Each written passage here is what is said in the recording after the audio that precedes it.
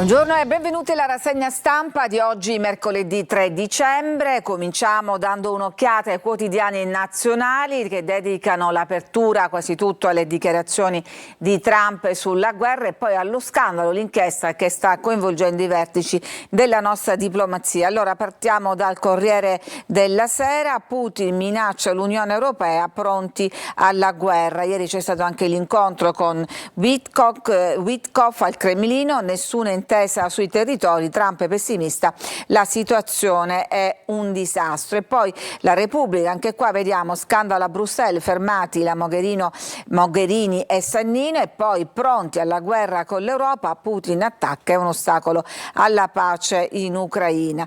Vediamo ancora La Stampa, quotidiano, anche il terzo grande quotidiano nazionale, guerra, Putin minaccia l'Europa, se vogliono noi siamo pronti. Ieri appunto l'incontro con i mediatori USA, Trump dice in Ucraina è un casino con il suo linguaggio molto spicciolo. E qui vediamo Donald Psycho Test, si parla dei test cognitivi a cui lui stesso si sottopone. E poi frodo l'Unione Europea, il Mogherini Gate, così è stato soprannominato questo nuovo scandalo.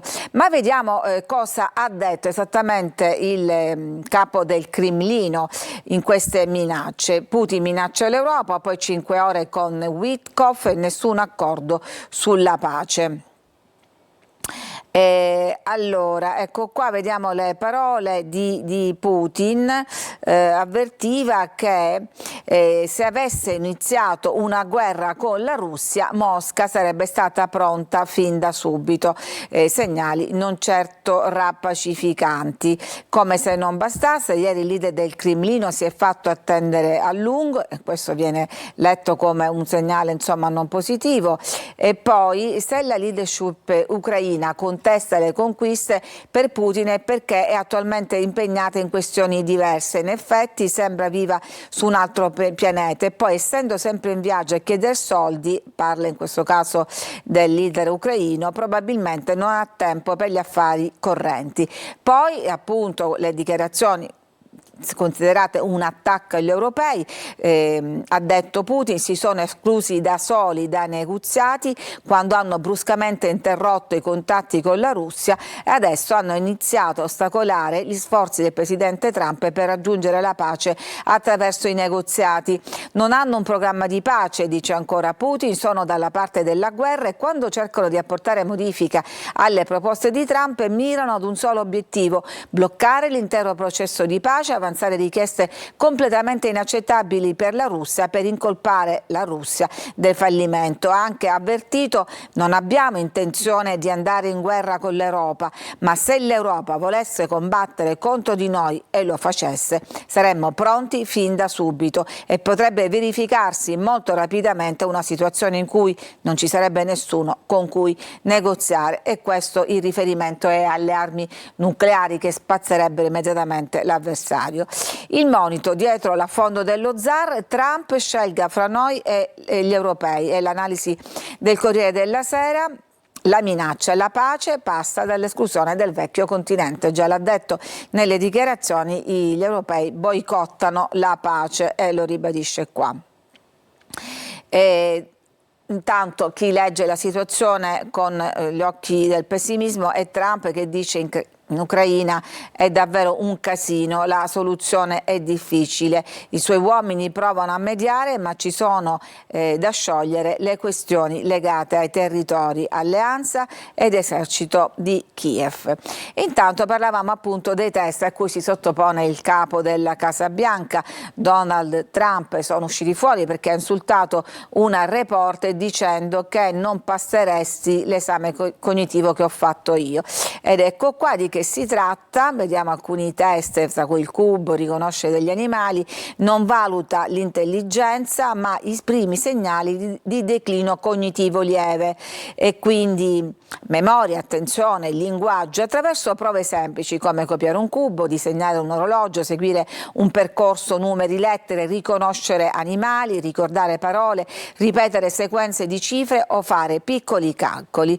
Insomma, è uno strumento di riferimento per i geriatri, vista l'età naturalmente di Donald Trump. E poi Natale ridotto di Melania, alleggeriamo un po' il discorso anche se stiamo ancora agli esteri, meno addobbi a causa dei lavori voluti nell'ala est della Casa Bianca. E vediamo un albero patriottico e poi un ritratto, pensate, in Lego di Donald Trump con i famosi mattoncini.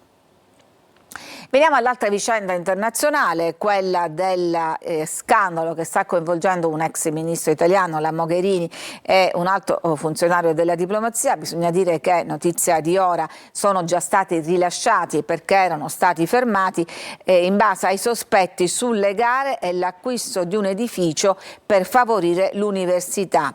Informazioni preventive passate alla struttura di Bruges per realizzare l'accademia che formerà le nuove feluche. Allora andiamo a vedere un attimo, ecco qui ci ricolleghiamo nel frattempo, vediamo se ci siamo. Torniamo adesso alla cronaca italiana, ci porta due casi di cronaca. Il quindicenne che è morto dopo il sushi, dopo aver mangiato il sushi in uno di quei classici all you can eat, il ristoratore è stato condannato a 2 anni e mezzo, assolto invece il medico. Questo ragazzo a quanto pare aveva preso la salmonella, il ristorante fu subito chiuso, per noi, ha detto la mamma, non è stata fatta giustizia, perché la vita di Luca, un ragazzo di 15 anni, non valeva certo 2 anni e mezzo. Mio figlio è morto dopo 9 giorni di agonia. Qui non soltanto il ristoratore ma anche, diciamo, incompetenza del medico. E poi l'altra vicenda è la scomparsa di questa bella ragazza Tatiana Tramacere, 27 anni, sparita nel nulla il 24 novembre, un filo invisibile, la poesia di Tatiana prima di sparire. Il filo invisibile è quello che lo lega all'ex fidanzato. Lei a quanto pare si dibatteva fra queste due relazioni, quella chiusa e quella attuale, ed è su questo che stanno indagando gli inquirenti. Andiamo avanti, qui siamo a Roma con il Corriere della Sera, ci racconta questa vicenda un po' paradossale, e cioè quella di un'inserviente licenziata perché avrebbe dato del tu a una socia di questo circolo esclusivo in Riva al Tevere, il Canottieri Roma. Il personale in questo prestigioso club, di cui ha fatto parte persino un Presidente della Repubblica, deve dare del lei ai signori e alle signore, una regola non scritta ma in vigore da sempre fra le mura e i giardini di questo bellissimo circolo, diciamo che non è stata rispettata da questa addetta alle pulizie di nome Samantha, una veracissima romana sui 50 che si sarebbe rivolta scortesemente col tu ad una socia a bordo piscina, per di più, forse questo è più grave, lanciandole contro un asciugamano. La donna ha denunciato il fatto ai vertici, lei è una manager, fra l'altro al momento dei fatti era incinta, e dopo qualche breve istruttoria la dipendente è stata licenziata per giusta causa.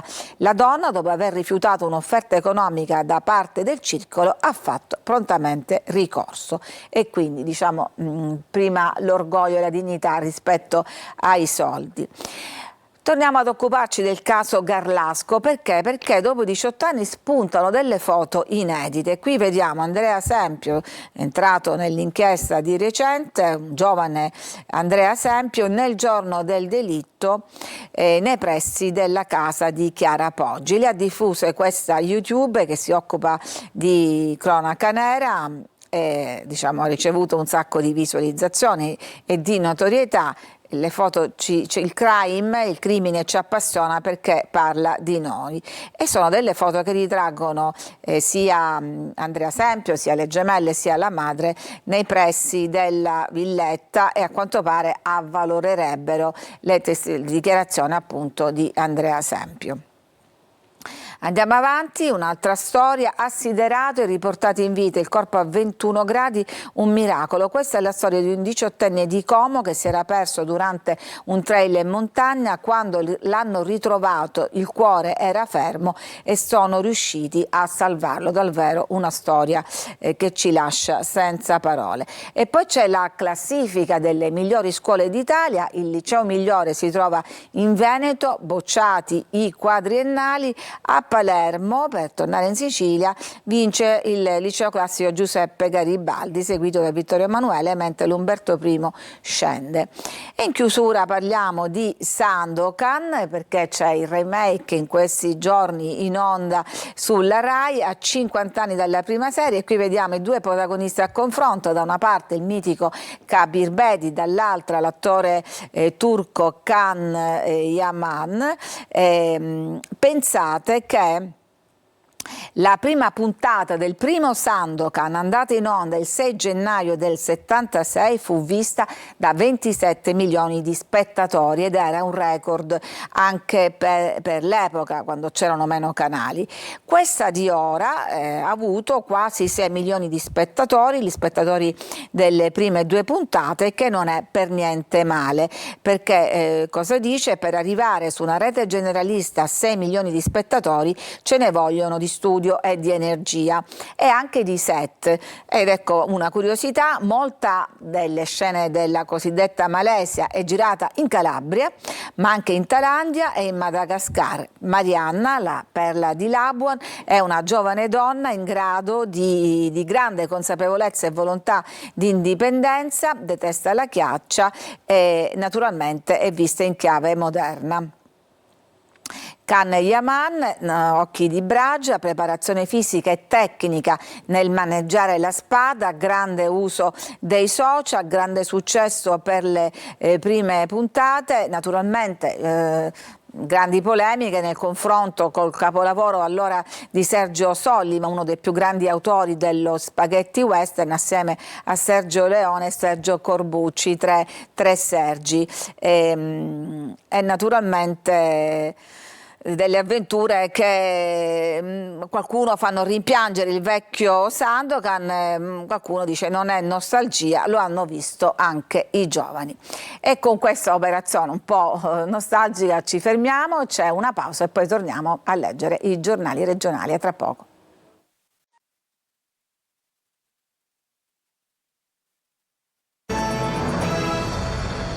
Bentrovati alla seconda parte della rassegna stampa di oggi, mercoledì 3 dicembre, quella dedicata all'informazione regionale. Partiamo dando un'occhiata al sito Sicilia Web. La notizia di stamattina, di pochi minuti fa, è che il GIP ha dato gli arresti domiciliari per Cuffaro, l'ex presidente della regione, così come era stato richiesto dai magistrati. L'inchiesta è quella sul comitato d'affari che pilotava gli appalti della sanità, inchiesta in cui l'ex governatore è indagato insieme con altre 17 persone. Poi c'è, sempre notizia dell'ultima ora, truffa allo Stato, decapitati i vertici della Liberty Lines che sono destinatari a Trapani del divieto di dimora e del divieto temporaneo di esercitare uffici direttivi, in quanto indagati per truffa ai danni dello Stato, corruzione e frode nell'esecuzione di un servizio pubblico, insomma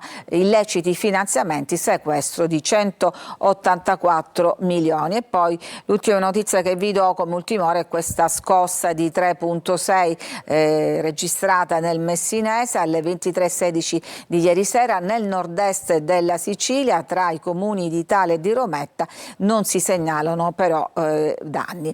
Andiamo a leggere adesso i quotidiani regionali, a partire appunto dal quotidiano di Catania, La Sicilia, che titola "Una giornata particolare", quella in cui è stata respinta la mozione di sfiducia presentata dalle opposizioni nei confronti del presidente Schifani, che supera il test della sfiducia. Non mi fermo, le opposizioni però incalzano e dicono andatevene. Risultato che è arrivato nello stesso giorno in cui il presidente dell'ARS Galvagno riceve la richiesta di rinvio a giudizio per l'inchiesta che lo coinvolge, fra l'altro per corruzione. Andiamo a vedere vedere anche la prima pagina del Giornale di Sicilia. Naturalmente la notizia è la stessa, gli alleati si stringono attorno a Schifani, opposizioni all'attacco, ma la mozione di sfiducia non conquista voti in più. Adesso la maggioranza attesa dalla finanziaria. Gazzetta del Sud, ancora Schifani non passa la sfiducia, ha chiesto il processo per Galvagno, lo ritroviamo anche nel Repubblica Palermo. Avanti fra le inchieste, Schifani ottiene in serata il sostegno della maggioranza all'Ars, si registrano però 3 assenze tra le fila delle maggioranze, siamo compatti alla vigilia della seduta d'aula, notificata a Galvagno la richiesta di processo per corruzione. Ma entriamo adesso nel dettaglio.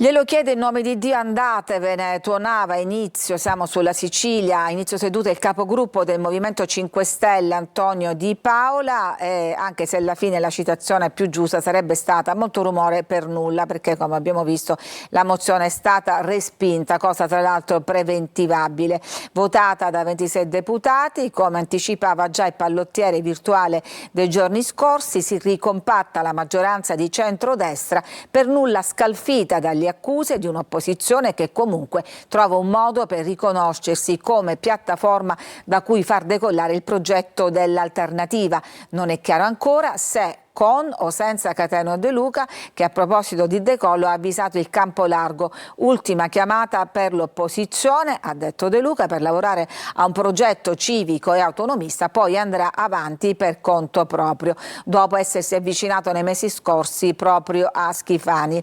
Il governatore dal canto suo incassa quelle che definisce al termine di una seduta durata quasi 5 ore accuse e nefandezze, ma soprattutto la lealtà di una maggioranza che di fronte alla mozione non ha avuto un dubbio, non ha mostrato una crepa, solidità da dimostrare sui campi più difficili, a cominciare da quello di una finanziaria che verrà incardinata in aula in settimana. E qui vediamo la vignetta di Totò Calì con un Gesù bambino nei panni di Schifani o viceversa, rinato appunto da questa votazione.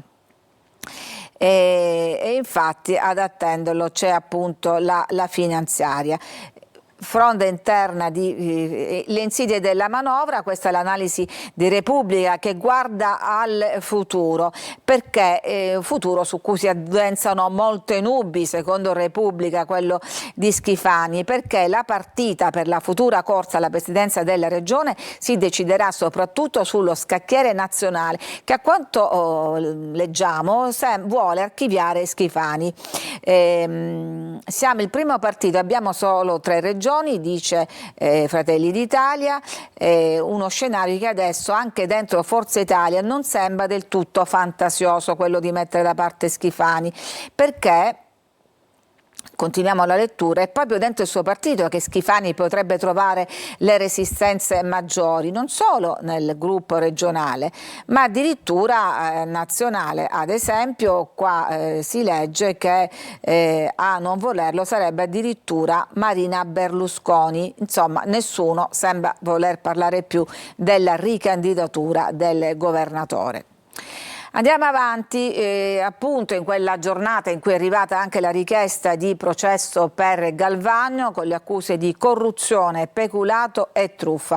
Una richiesta di rinvio a giudizio anche per l'ex portavoce del presidente dell'Ars, Sabrina De Capitani, per gli imprenditori Caterina Cannariato e Alessandro Alessi, Marianna Amato e Roberto Marino. Qual è la tesi della Procura? Finanziamenti della Regione in cambio di consulenze e incarichi per il cerchio magico del politico. Galvagno si mostra tutto sommato sereno, l'ha detto anche rispondendo alle domande dei giornalisti a margine della votazione. Siamo sereni di poter dimostrare tutto quello che magari non siamo stati bravi a dimostrare prima.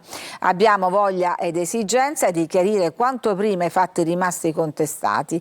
Ricordo, ha detto ancora Galvagno, che sono cadute tutte le utilità personali, non c'è nulla che riguardi la mia persona e mi auguro di poter risolvere tutto. È rimasta in piedi l'accusa sull'utilizzo dell'auto blu. Andiamo avanti. Qui siamo ancora sulla questione della presidenza. Veniamo invece alla cronaca con le pagine dedicate a Catania del quotidiano La Sicilia. Arrestata la cugina di Nitto Santapaola con ruolo di vertice nel clan. Lei si chiama Grazia Santapaola, è la moglie di Turio Amato, era a capo del gruppo detto degli 80 Palmi, un cognome pesante a Catania, anche se il storico capomafia è in carcere da 30 anni. A lei toccava dirimere le controversie sorte con le altre famiglie mafiose, difendere l'onore e il nome dei Santapaola, viste le defezioni dei pezzi forti ospiti delle galere.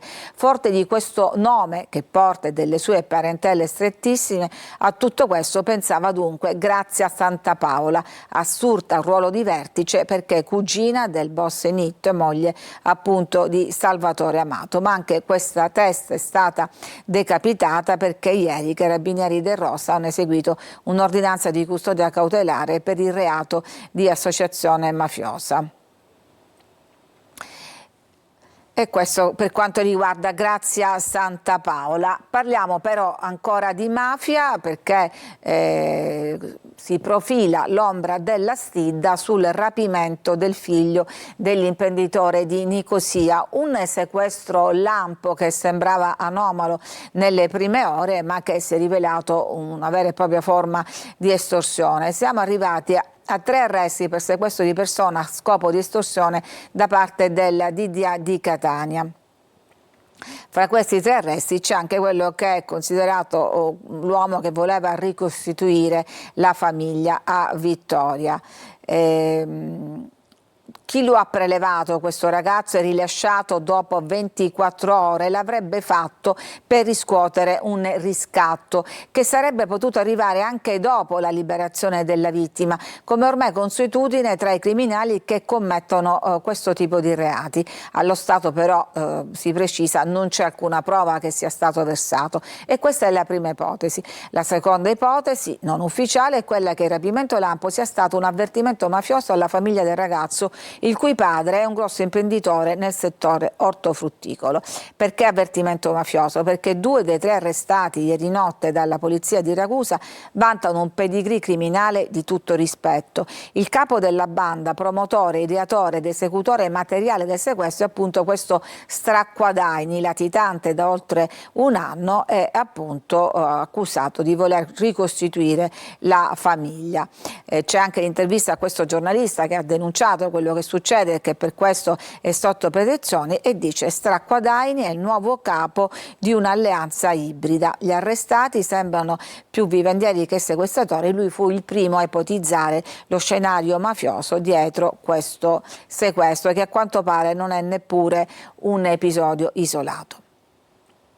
Torniamo a Palermo, emergono nuovi sviluppi nella vicenda sul cosiddetto sistema sciacchitano, il superconsulente della regione che anche lui faceva grande uso di mazzetti. Il GIP di Palermo ha disposto gli arresti domiciliari per 5 indagati per corruzione nella sanità, per altri 7 scattata l'interdittiva temporanea. Ai domiciliari è finito appunto Antonio Maria Sciacchitano, che era già finito ai domiciliari lo scorso giugno in un'altra inchiesta, quindi per lui si aggrava la posizione. E poi una curiosità, la vediamo qui in questa fotonotizia, che emerge da uno studio, un'indagine degli studenti di scienze statistiche di Palermo, che hanno scoperto che su 174 toponimi, cioè strade intitolate a personaggi famosi, sono declinati al femminile soltanto il 7%, quindi una esigua, molto esigua minoranza. Andiamo avanti, vediamo questa vicenda di cui ci siamo occupati anche noi nel nostro telegiornale. Un caprone ferisce un uomo, è successo a Stromboli, che è stato soccorso anche in questo caso come altre vicende con motoape e poi trasferito in elisoccorso. La vittima, colpito alla gamba, ha subito la carica dell'animale, ma la notizia oltre alla carica è appunto le difficoltà delle ambulanze di percorrere le stradine di Stromboli. E poi c'è la classifica delle scuole, ne abbiamo parlato anche nella parte dedicata alla lettura dei giornali nazionali. Il Garibaldi primo tra i licei, più lavoro con gli istituti tecnici. Ecco qua la classifica. Liceo Classico Garibaldi di Palermo è il primo della classifica stilata da Eduscopio della Fondazione Agnelli, seguono Vittorio Emanuele II, Umberto e Meli. Tra gli scientifici il primo è il Gonzaga. Ci sono eccellenze anche in provincia. Siamo in chiusura con la cultura. La scrittrice calabrese, nonché nostra collega, la giornalista Anna Mallamo, ha vinto il maggior riconoscimento, il premio Mondello, con il romanzo Col buio me la vedo io, tra ferite e ironia. E lei appunto è la giornalista e scrittrice Anna Mallamo. Con questa notizia ci fermiamo, grazie per averci seguito, a tutti una buona giornata.